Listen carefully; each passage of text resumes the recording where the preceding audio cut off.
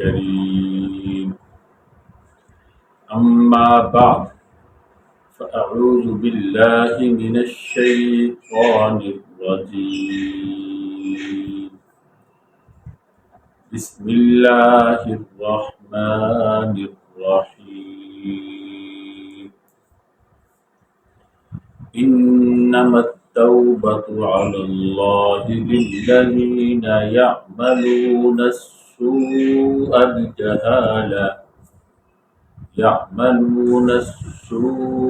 بجهالة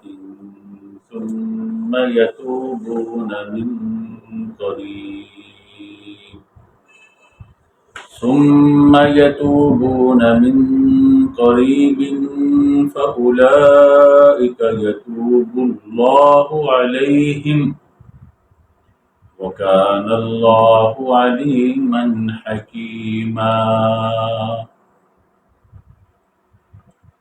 وليست التوبة للذين يعملون السيئات حتى إذا حضر أحدهم الموت قال إني تبت الآن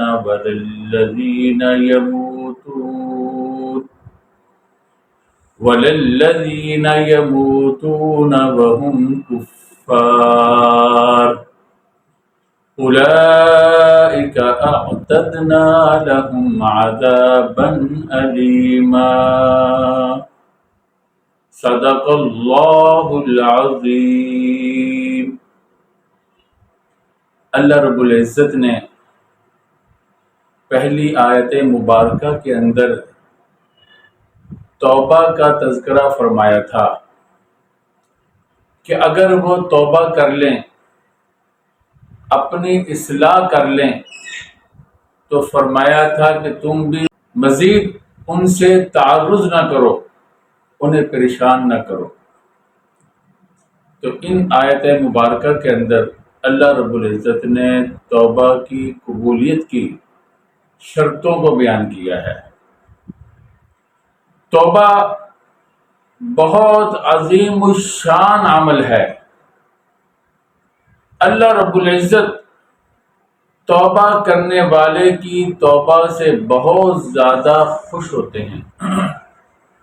ایک حدیث میں ہے کہ اللہ رب العزت توبہ کرنے والے کی توبہ پر اس آدمی سے بھی زیادہ خوش ہوتے ہیں جو جنگل کے اندر اپنی گم سواری کر چکا ہو اور کے اوپر اس کے کھانے پینے کا سامان، زندگی بسر کرنے کا سامان اوپر موجود ہو، اور جب ہر طرف سے مایوس ہو جاتا ہے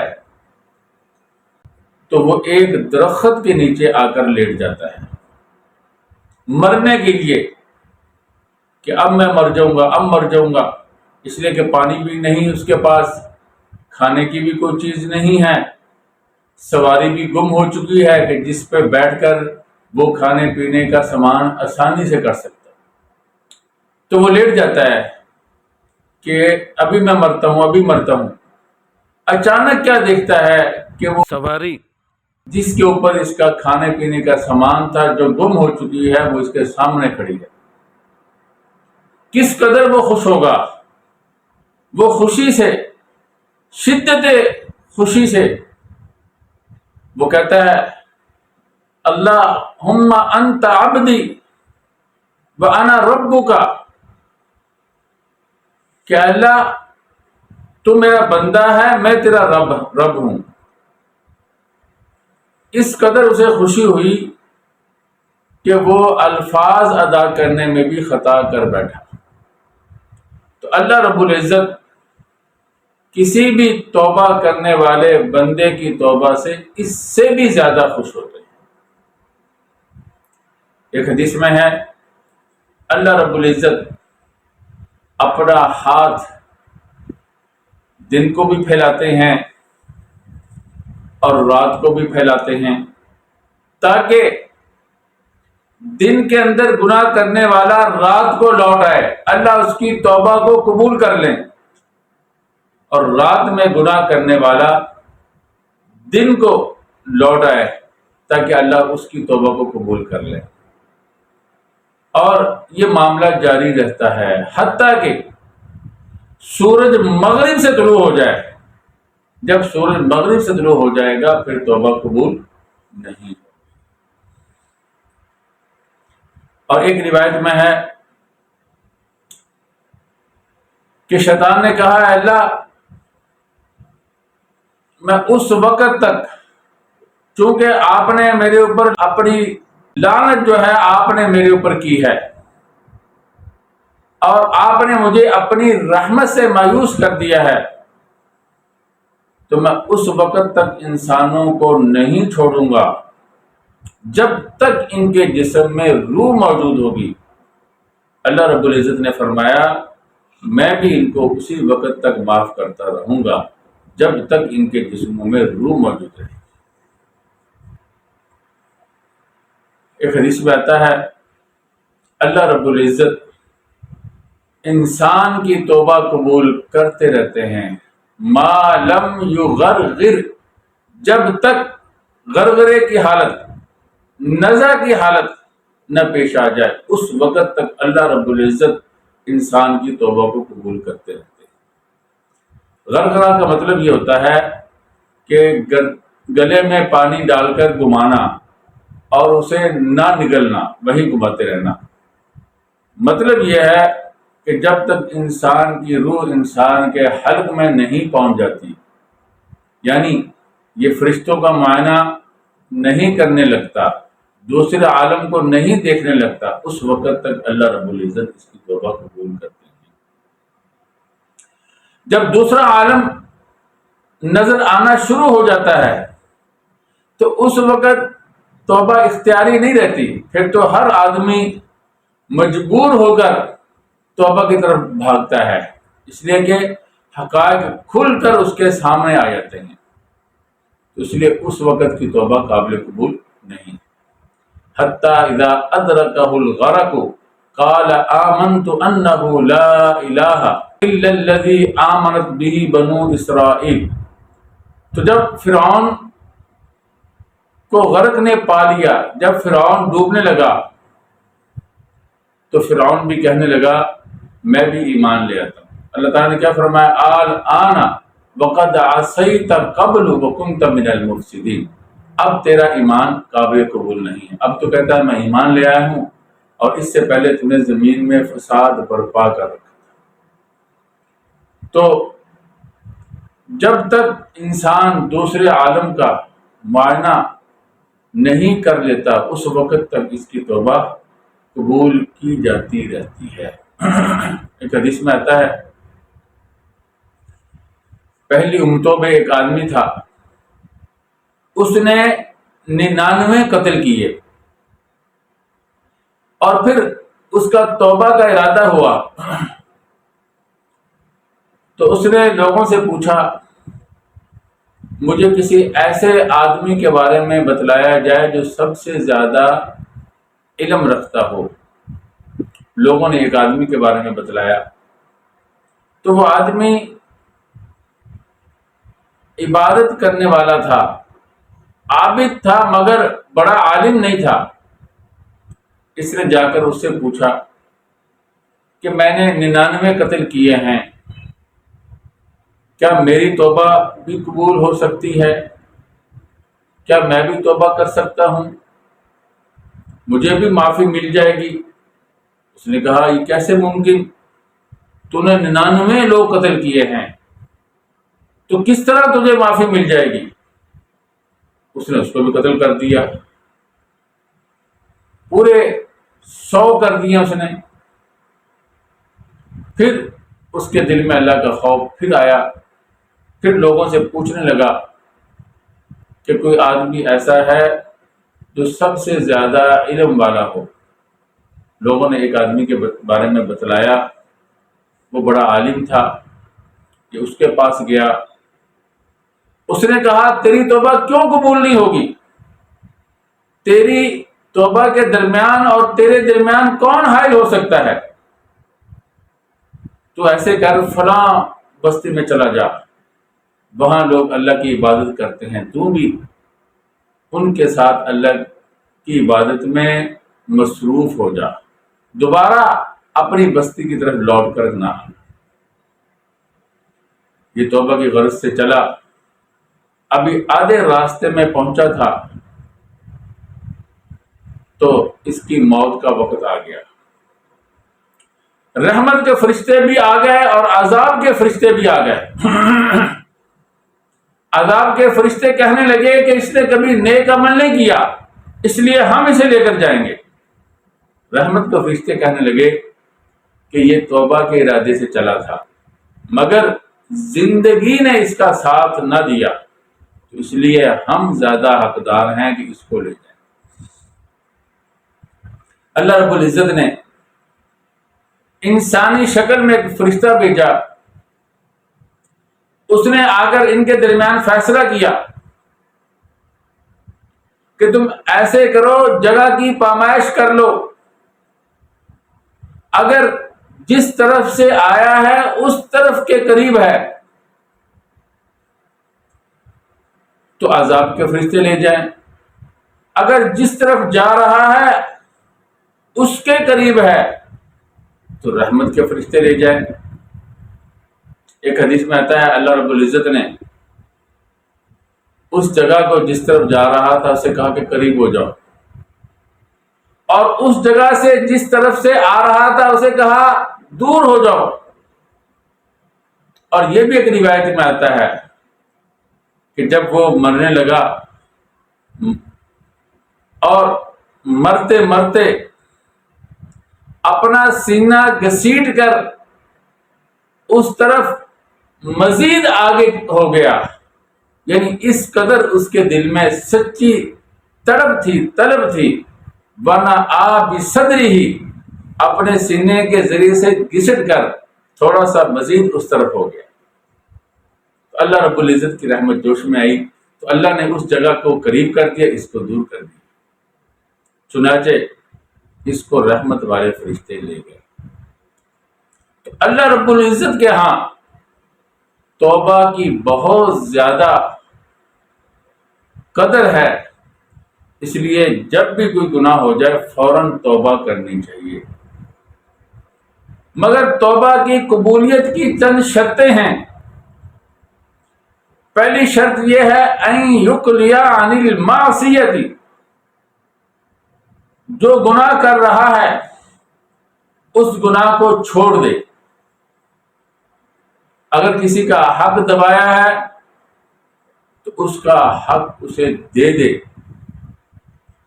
اگر کوئی برائی کر رہا تھا اس برائی سے رک جائے، اگر کسی کو تکلیف دی تھی اپنے فعل کے ساتھ، مثلا تماچا مارا تھا اس کی پیٹھ پر یا اس کے سر پہ لاٹھی ماری تھی، تو اس کو بھی موقع دے کہ وہ اپنا بدلہ لے لے یا اس سے معاف کروا لے۔ اگر اپنے قول کے ذریعے سے اسے تکلیف دی تھی تو تب بھی اس سے معافی لے لے کہ مجھ سے یہ غلطی ہوئی تھی، میری باتوں سے تمہیں تکلیف پہنچی، تمہارا دل دکھا، لہذا مجھے اللہ کے لیے معاف کر۔ اگر غیبت کی تھی تو جس محفل میں غیبت کی تھی یا جن لوگوں کے سامنے غیبت کی تھی ان کے سامنے اس کے محاسن بیان کرے اور ان کو بتلائے کہ مجھ سے غلطی ہو گئی تھی، حقیقت یہ ہے، وہ پہلے والی حقیقت نہیں تھی۔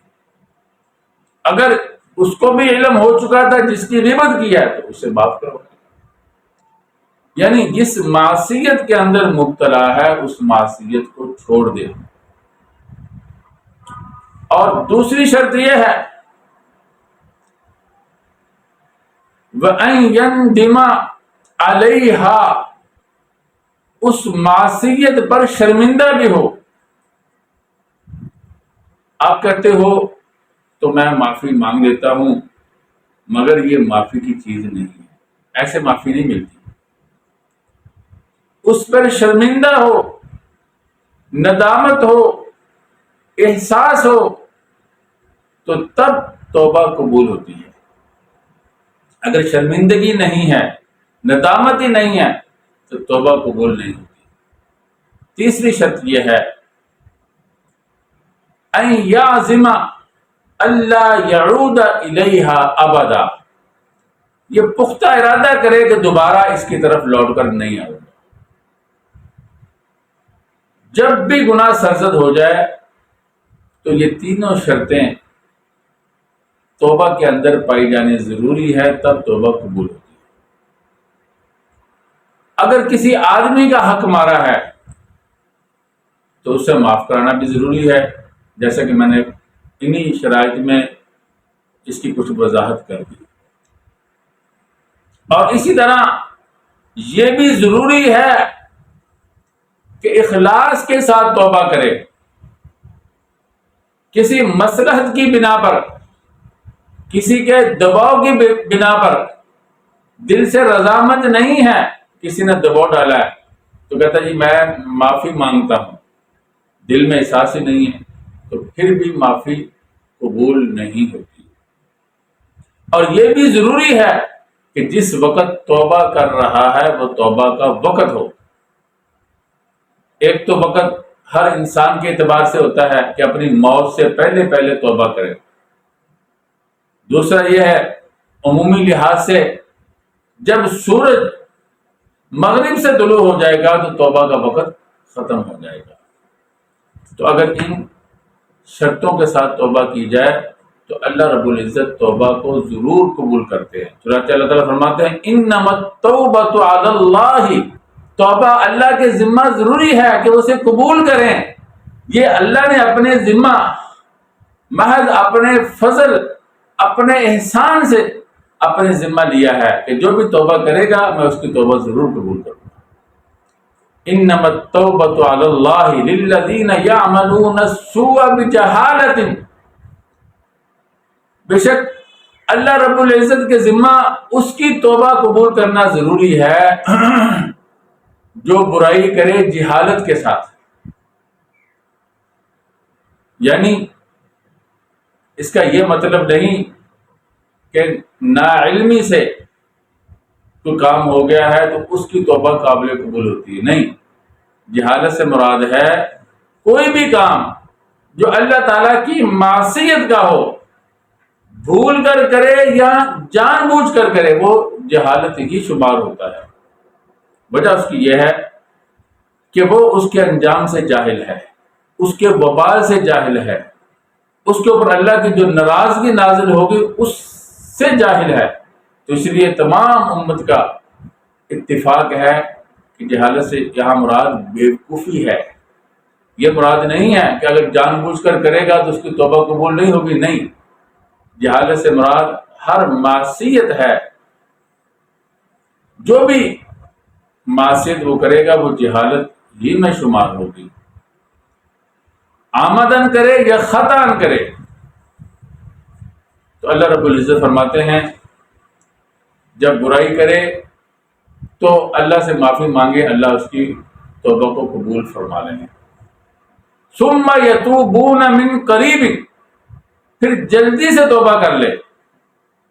علماء نے فرمایا جلدی سے توبہ کرنے کا جو وقت ہے وہ موت تک کا ہے، اس سے پہلے جب بھی توبہ کرے گا وہ جلدی ہی میں شمار ہوگی۔ اور علماء نے یہ بھی فرمایا کہ جب بھی گناہ ہو جائے فوراً توبہ کر لینی چاہیے۔ اگر دیر کرے گا اگرچہ تب بھی توبہ قبول ہو جائے گی، مگر گناہ بار بار کرنے سے، اس سے توبہ نہ کرنے کی وجہ سے انسان کی طبیعت کے اندر راسخ ہو جاتا ہے، پھر وہ وقت آ جاتا ہے کہ انسان کو توبہ کی توفیق نہیں ملتی۔ جیسا کہ روایت میں آتا ہے جب بھی کوئی گناہ گار گناہ کرتا ہے تو ایک سیاہ دبا اس کے دل پہ لگ جاتا ہے، گناہ کرتا رہتا ہے، دبے لگتے رہتے ہیں حتیٰ کہ دل سیاہ ہو جاتا ہے، تو اس میں خیر بالکل ہی باقی نہیں رہتی۔ تو پھر ایسے آدمی کو توبہ کی توفیق بھی نہیں ملتی۔ تو اس لیے جب بھی گناہ سرزد ہو جائے تو اس پر اصرار نہ کرے، فوراً توبہ کر لینی چاہیے۔ وَكَانَ اللَّهُ عَلِيمًا حَكِيمًا، اللہ رب العزت اپنی مخلوق کو جاننے والے ہیں، کس نے صدق کے دل سے توبہ کی اور کس نے کس حالت میں توبہ کی، اور اللہ رب العزت حکیم بھی ہے، ان کا ہر فیصلہ، ہر تقدیر حکمت پر مبنی ہوتی ہے۔ یہ تو اللہ رب العزت نے فرما دیا، جو توبہ کرے گا گناہ سے اور موت سے پہلے توبہ کر لی تو اللہ رب العزت اس کی توبہ کو ضرور قبول فرما لے۔ آگے فرماتے ہیں وَلَيْسَتِ التَّوْبَةُ لِلَّذِينَ يَعْمَلُونَ السَّيِّئَاتِ، ان کی توبہ قابل قبول نہیں ہے جو برائیاں کرتے ہیں۔ کب توبہ کرے قابل قبول نہیں؟ حَتَّى إِذَا حَضَرَ أَحَدَهُمُ الْمَوْتُ قَالَ إِنِّي تُبْتُ الْآنَ وَلِلَّذِينَ يَمُوتُونَ وَهُمْ كُفَّارٌ، جب موت کا وقت آ جائے تو کہتے ہیں جی ہم توبہ کرتے، فرمایا اب توبہ قابل قبول نہیں ہے۔ موت کا وقت کیا ہے؟ 1 سال پہلے، 1 مہینہ پہلے، 1 دن پہلے، 1 گھڑی پہلے بھی توبہ کرے گا تب بھی توبہ قابل قبول ہوگی۔ ہاں، جب روح حلقوم میں آ جائے، نزع کی حالت شروع ہو جائے تو پھر توبہ قابل قبول نہیں ہے۔ وَلَلَّذِينَ يَمُوتُونَ وَهُمْ كُفَّارٌ، اور نہ ہی ان کی توبہ اللہ قبول کریں گے جو کفر کی حالت میں مر گئے، یعنی اگر وہ توبہ کریں گے تو ان کی توبہ قابل قبول نہیں ہوگی۔ اور اس کا یہ بھی مطلب ہے کہ جس طرح جب نزع کی حالت شروع ہو جائے مسلمان اپنے گناہوں سے معافی مانگے تو وہ قابل قبول نہیں، اسی طرح کافر نزع کی حالت میں اگر ایمان لے آئے تو اس کا بھی ایمان معتبر نہیں۔ جس طرح جب فرعون غرق ہونے لگا تھا تو اس نے کہا میں ایمان لیا، اللہ نے فرمایا نہیں، اب تیرا ایمان قابل قبول نہیں ہے۔ اولئک اعتدنا لهم عذابا الیما، اللہ تعالیٰ فرماتے ہیں یہی وہ لوگ ہیں یعنی جن کی توبہ اللہ نے قبول نہیں کی، ان کے لیے اللہ رب العزت نے دردناک عذاب تیار کر رکھا ہے۔ اس آیت مبارکہ سے معلوم ہوتا ہے کہ جہنم پیدا ہو چکی ہے، یہ نہیں ہے کہ اب پیدا ہوگی، بلکہ جہنم اللہ نے تیار کر رکھی ہے، پیدا ہو چکی ہے۔ دعا کیجئے اللہ رب العزت ہم سب کو ایسے اعمال سے بچنے کی توفیق عطا فرمائے جو جہنم کی طرف لے جانے والے ہیں، اور ہم میں سے ہر ایک کو موت سے پہلے سچی توبہ کی توفیق عطا فرمائے۔ وآخر دعوانا ان الحمدللہ رب العالمین۔